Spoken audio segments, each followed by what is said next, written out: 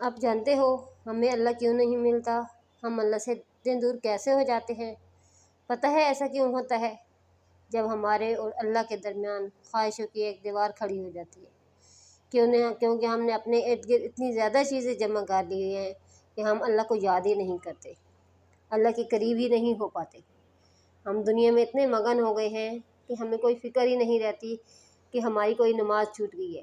دیکھیے، جب ہم کسی سے محبت کرتے ہیں اور وہ بھی کرتا ہے، لیکن اگر وہ آپ کی کوئی بات نہ مانے، آپ کو ٹائم نہ دے، آپ کے میسج کا رپلائی نہ کرے، تو آپ کتنے ہارٹ ہو جاتے ہیں۔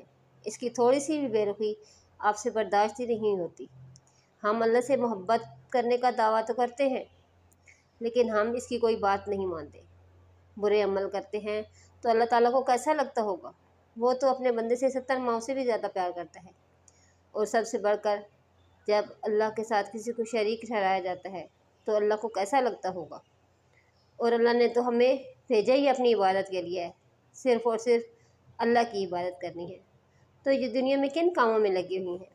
ہمیں پالنے والی ذات صرف اور صرف اللہ کی ہے، تو ہمیں اس کے حکم پر چلنا، اللہ کو راضی کرنا ہے۔ جب ہم اللہ کی ہر بات پر عمل کریں گے جس سے اس نے روکا ہے، اگر رک جائیں گے، تب ہی ہماری اللہ سے محبت کا پتہ چلے گا۔